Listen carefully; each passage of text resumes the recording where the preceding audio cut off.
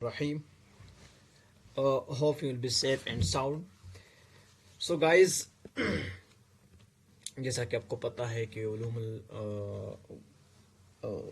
مصطلحات الحدیث علوم الحدیث کے اندر یا تیسیر المصطلح الحدیث کتاب کا جو نام ہے، اس کے اندر ہم نے مختلف قسم کی چیزیں پڑھی تھی حدیث کے بارے میں. حدیث اور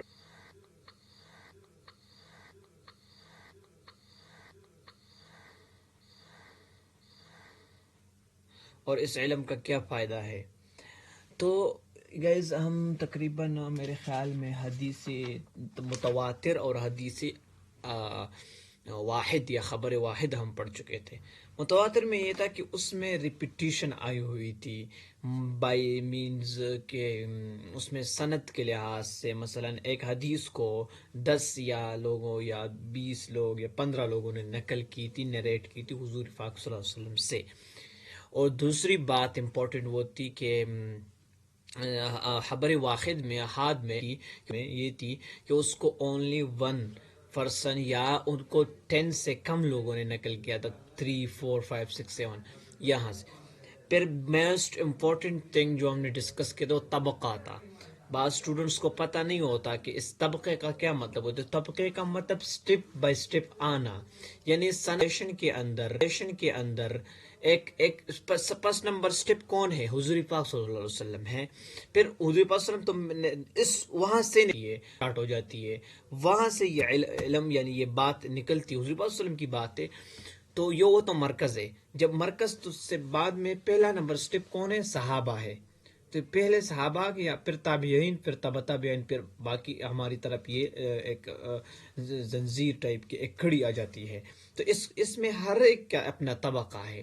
اگر اس ایک طبقے کو ہم نے مس کیا تو پھر حدیث میں اتصال نہیں رہتی، یعنی اس کی کنیکشن وہ کمزور ہو جاتی ہے. مثلا میں درمیان سے ایک علاقہ نکال کر دوسرے علاقے میں وہ پانی لے جانا چاہتا ہوں، مثلا 2 یا 3 تیسری سٹی میں جب ہو جاتی ہے، درمیانی والی سٹی میں انسان سوچے گا پہلا کہ یہ اتصال یہاں کیوں نہیں ہے، یہاں بھی کوئی منفصل ہونا چاہیے، اس کے لیے کوئی کنیکشن ہونی چاہیے تو آسانی سے ہوگا. یہی سیم میننگ ہے، ہم انشاءاللہ بعد میں ڈسکس کریں گے. جب اتصال نہیں ہوگا تو اس حدیث کا کیا مطلب ہوگا، یعنی درمیان میں کوئی اپنے اتصال نہیں کر رہا. تو ٹوڈیز آور ٹاپک از یہ بھی خبر احاد کے ہم نے 3 اقسام پڑھی تھی. نمبر 1 مشہور خبر احاد، یعنی جس کو ایک بندے یا 10 سے کم لوگوں نے نقل کیا ہے. تو اس کے اندر 3 قسم کے کیٹیگریز ہے. نمبر 1 مشہور، اس کو 3 یا 3 سے کم 3 لوگوں نے اس کو نیریٹ کیا ہے، ٹھیک ہے. اور خبری مشہور اور خبری عزیز یہ ہے کہ اس کے ہر طبقے میں 2 لوگ ہیں، 2 محدثین ہیں، 2 تابعین ہیں، 2 صحابہ ہیں انہا. اور لاسٹ نمبر جو تھی حدیث غریب، وہ ہوتی کہ اس کے اندر ایک بندہ تھا، اور وہ ایک بندہ ہر طبقے کے اندر، یعنی صحابی بھی ایک، تابعی بھی ایک، تبع تابعی بھی ایک، یعنی طبقہ ہر سٹیپ میں. تو گائز آج کا یہ تو عدد کے اعتبار سے خبر واحد کی اقسام تھی.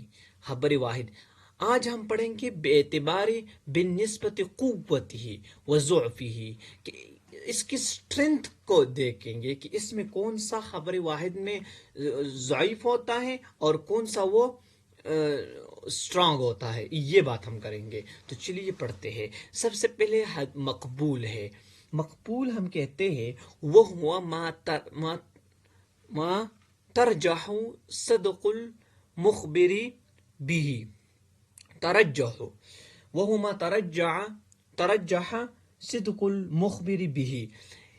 حدیث مقبول، خبر مقبول وہ ہے جس کا جو نیریٹر ہے he is the authentic body, he is the truth worthy, یعنی مخبر بھی یعنی the narrator, the one who is narrating the hadith, he should be truthworthy, should be honest, should be kind, یہ ہم پڑھیں گے کہ اس کے اندر کیا کیا حصلتیں ہونی چاہیے.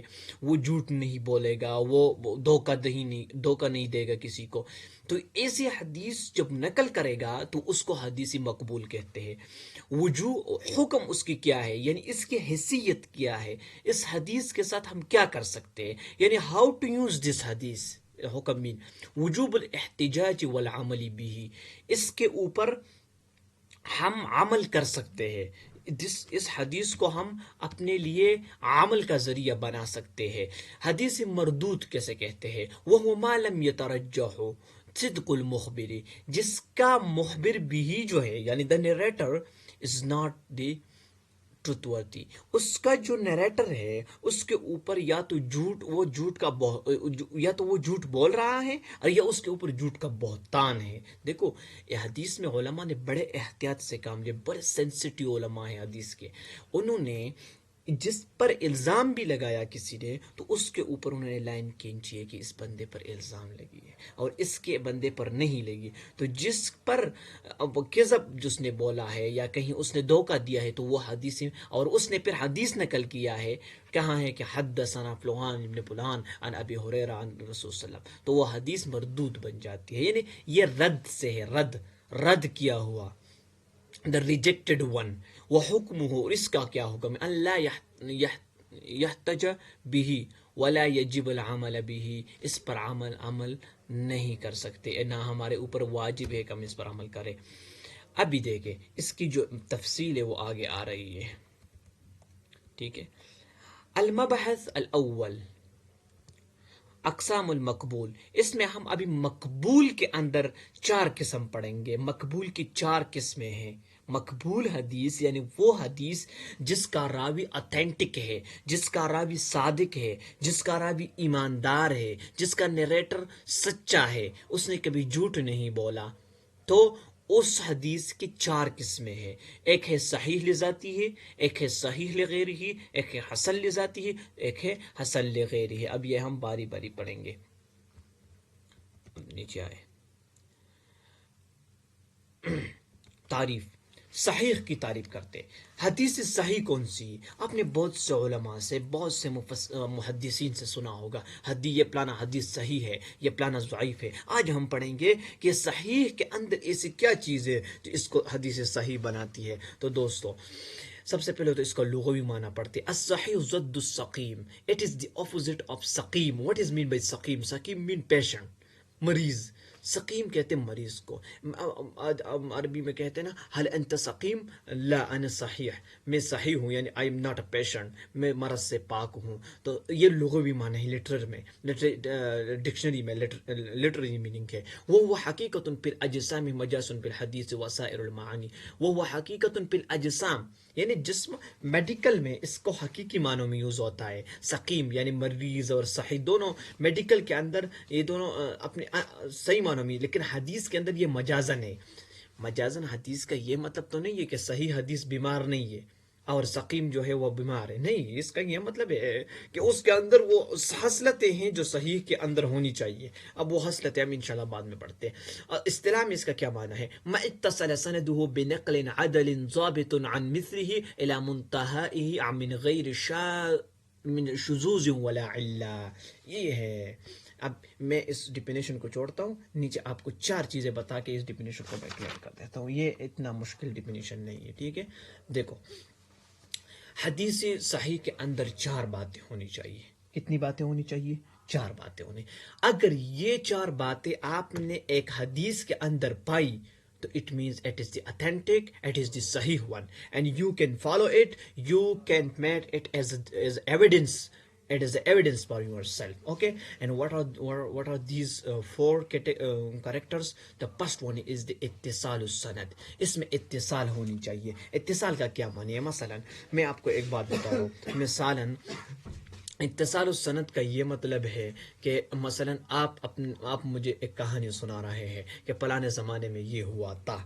اب آپ یہ کہانی ہے 1920 کی 1920 کی کہانی ہے، تو میں آپ سے کہوں گا کہ آپ آپ نے یہ کہانی کس سے سنی تھی؟ تو آپ مجھے کہیں کہ یہ میں نے اپنے والد سے. تو آپ کا والد تو 1970 میں پیدا ہوا تھا, اس نے کس سے سنی تھی؟ تو آپ مجھے کہیں کہ یہ میرے دادا سے. تو آپ کا دادا جو تھا ادھر سند جو ہے وہ کمپلیٹ ہو گئی. اب آپ آ کے مجھے کہتے ہیں کہ یہ میں نے اپنے والد سے نہیں, یہ میں نے ڈائریکٹلی اپنے دادا سے سنی تھی. تو دیکھو اپنے درمیان میں ایک کڑی جو ہے وہ توڑ دی, تو یہ اتصال السند نہیں رہتا.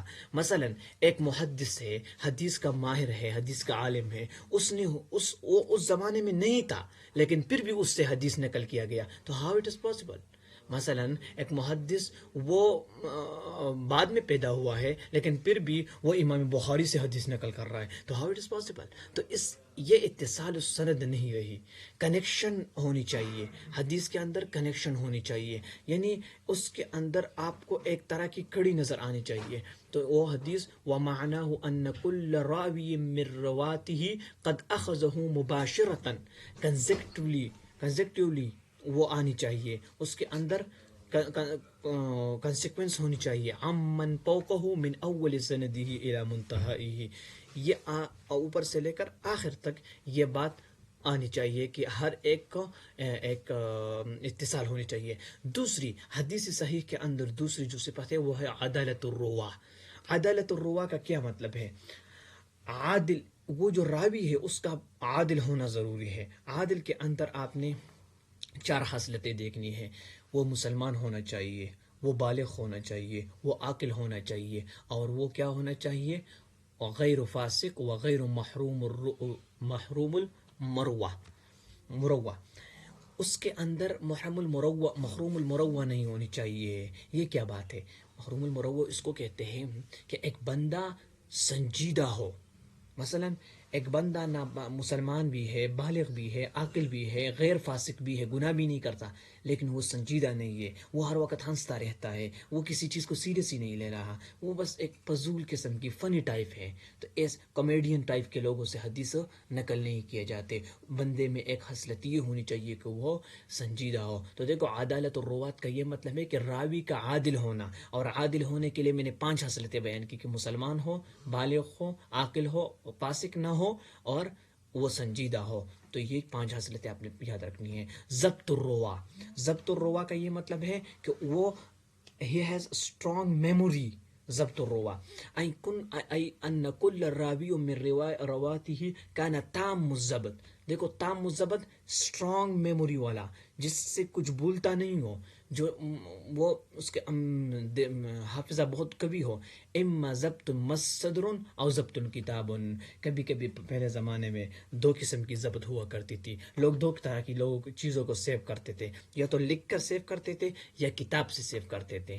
جو لکھ کر سیو کرتے تھے وہ بھی ضبط الروات میں سے ہیں, وہ لوگ بھی اچھے ہیں, اور جو کتاب میں جو اپنے سینے کے اندر یاد کرتے تھے وہ بھی ہمارے ہاں اتھینٹک ہے. لیکن جو نہ لکھتے ہو نہ یاد کرتے ہو وہ بالکل اتھینٹک نہیں. اور بعض محدثین آپ کے سامنے ابھی آئیں گے آگے کہ وہ نہ لکھ رہے تھے اور نہ وہ یاد کرتے تھے, تو ان کی حدیث کو پھر اتھینٹک یا صحیح نہیں ہو جاتی ہے. تو تیسری خصلت کیا ہونی چاہیے صحیح حدیث کے اندر؟ کہ اس کا راوی جو ہے A to Z, صحابی سے لے کر عام عالم تک یا محدث تک, اس کے تمام راویوں میں یہ خصلت ہونی چاہیے کہ وہ تمام کے تمام کل الراوی من رواته, ہر راوی ضبط الروایت ہے. امام بخاری, امام بیہقی, یہ سارے جتنے ہمارے ساتھ بڑے بڑے حافظ ابن حجر رحمہ اللہ, یہ علماء ضبط الروات ہے.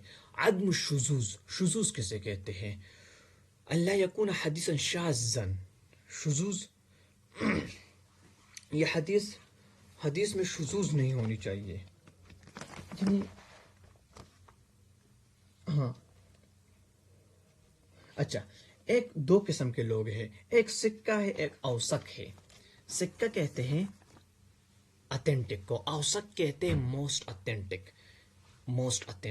مثلا ایک بندہ ہے, اس کی میموری بھی تیز ہے, دوسری کی بھی تیز ہے. ایک کی میموری جو ہے وہ 70% ہے اور دوسری کی 85% ہے. تو یہ 85% والا اوثق ہے, یعنی موسٹ اتھینٹک ہے. اور سکہ جو 70% والا ہے یہ سکہ ہے. عربی میں اس کو سکہ کہتے ہیں.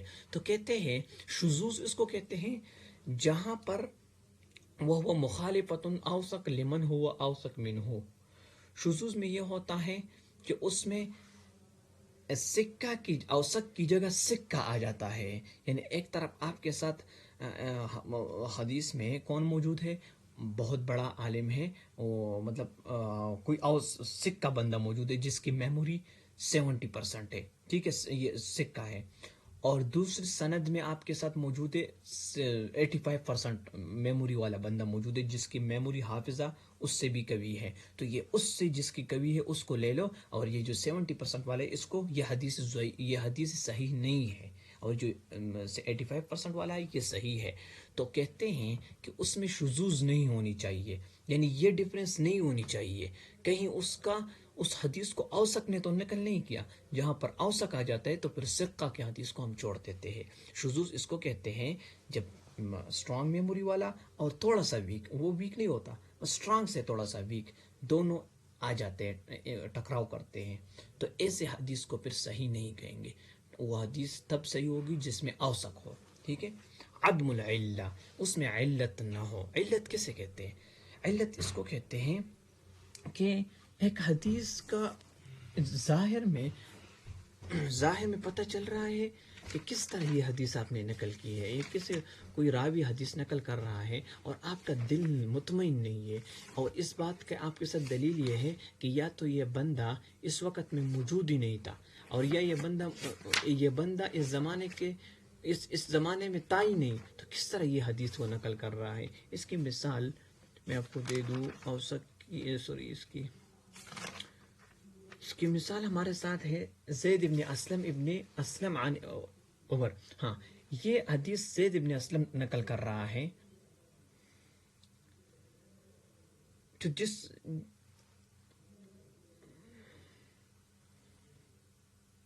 اچھا وہ کیا نقل کر رہا ہے، وہ نقل کر کے حضرت ابوبکر رضی اللہ عنہ کی جب بیعت ہو رہی تھی تو حضرت علی رضی اللہ عنہ گھر سے نہیں نکلے، تو اس وقت حضرت علی کے گھر حضرت ابوبکر گئے، اور ادھر انہوں نے کیا کہا، وہ حدیث انہوں نے نقل کی۔ تو اب یہ جو غلام ہے زید ابن اسلم، یہ غلام جو تھا یہ اس وقت مدینے میں تھا، لیکن پھر بھی یہ حدیث یہ نقل کر رہا ہے، تو ہم یہ کہہ رہے ہیں کہ یہ اس وقت میں اس میں علت موجود ہے، یہ چھپی ہوئی ایک غلت ہے کہ یہ حدیث، یہ بندہ اس کے اندر یہ تھا ہی نہیں تھی اس زمانے میں، تو کس طرح یہ نقل کر رہا تھا، یہ اس موقع پر تھا ہی نہیں، ٹھیک ہے۔ اللہ یکون الحدیث معلوما، حدیث معلوم نہیں ہے، والعل سبب غامض، چھپی ہوئی سبب ہے، خفی یقدح فی صحت الحدیث، جو صحت الحدیث کو کیا کر رہے ہیں، ہمیں کہہ رہا ہے کہ یہ چیز ٹھیک نہیں ہے، یہ چیز اس طرح نہیں ہے، بہان ظاہر السلامت میں ہو۔ تو دیکھو حدیث صحیح کے لیے 4 شرطیں ہیں، اتصال السند، عدالت الروا، ضبط الروا، عدم العلہ، عدم الشذوذ۔ علت یعنی چھپی ہوئی آپ کو ایک کلو دیتا ہے، اور شذوذ یعنی شاذ نہ ہو، اوسق اور سکہ میں کوئی ڈفرینس۔ اس نے حدیث نقل کیے ہیں، یہ اس مثال ہے حدیث صحیح کی، ٹھیک ہے۔ یہ جو مثال ہے، حدثنا عبداللہ ابن یوسف قال اخبرنا مالک ابن شہاب ابن سمعت رسول اللہ صلی اللہ علیہ وسلم، یہ حدیث ہے سند متصل، اس کی جو سند ہے وہ بالکل متصل ہے۔ سند کس طرح متصل ہے؟ ان کل راوی من روایت سمع من شیخہ، ہر راوی نے اپنے استاد سے سنا ہے، مثلا میں حدیث نقل کر رہا ہوں، میں نے اپنے استاد سے سنا ہے، میرے استاد نے اپنے استاد سے سنا ہے، اس کے استاد نے اس کے استاد سے سنا ہے، تو اس طرح عبداللہ ابن یوسف، یہ بھی اس کے استاد پھر نیچے اس کے استاد پھر اس کے استاد پھر آخری حضور صلی اللہ علیہ وسلم کی بات آتی ہے، تو اس میں اتصال موجود ہے۔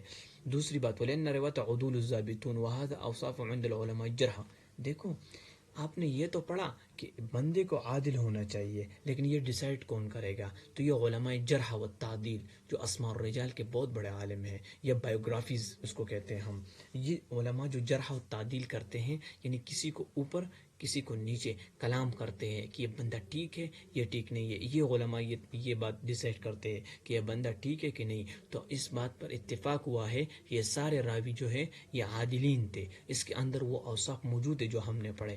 عبداللہ ابن یوسف ثقہ متقن ہے، مالک ابن انس امام حافظ ہے، ابن شہاب الزہری فقیہ حافظ ہے، محمد ثقہ صحابی، جبیر ابن مطعم صحابی ہے، وَلِأَنَّهُ غَيْرُ، اس کے اس کا کوئی تعارض نہیں ہے، ہو اقوی منہ، اس کے لیے غیر شاذ بھی ہے اور علت بھی اس میں نہیں ہے، تو یہ صحیح حدیث ہے.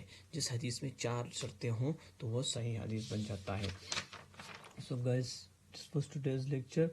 نیکسٹ لیکچر میں ہم یہ کہیں گے کہ جب امام بخاری یا دوسرے محدثین یہ کہتا ہے کہ ھذا حدیث صحیح و ھذا غیر صحیح، تو اس کا کیا مطلب ہوتا ہے. Thank you.